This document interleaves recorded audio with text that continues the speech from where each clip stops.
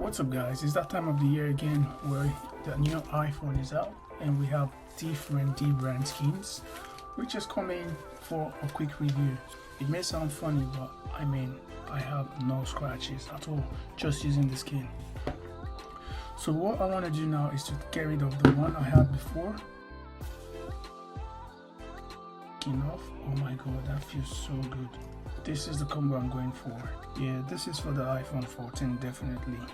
Unfortunately, if you have the 13 green skin,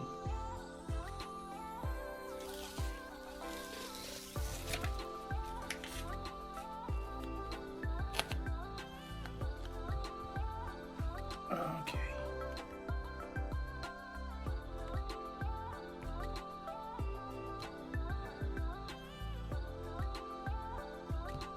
That's it. It's really good in the hand. So if you're interested, I'm going to leave the link down below.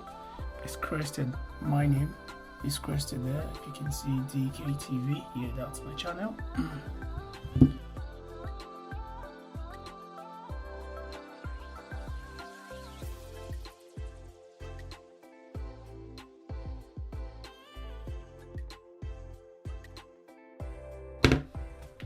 Yeah, so that's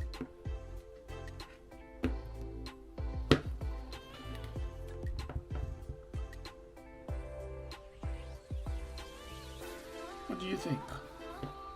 Think it's nice?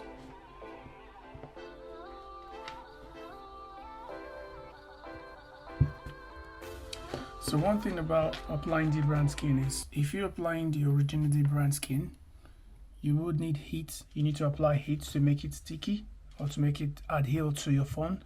But in case of leather, if you're installing the leather skin, you don't necessarily need to apply heat. But one thing you can do before you apply the heat is make sure that your leather is, adhere at the proper position. One thing you can use is if you can get a pen that is this smooth, not the ones with like the lines, but everything should be like smooth. Just use the edge or the smooth path to go around the edges like that. Slowly, not too hard. Do that at the side. Do it there.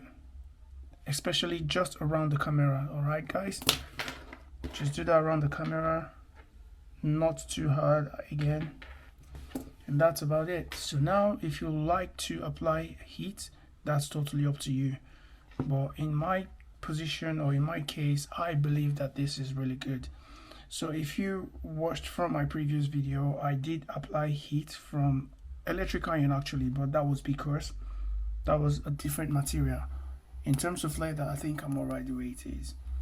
So this is how this looks when it's brand new, a brand new leather from Dbrand. I'll see you guys in the next one. Peace out.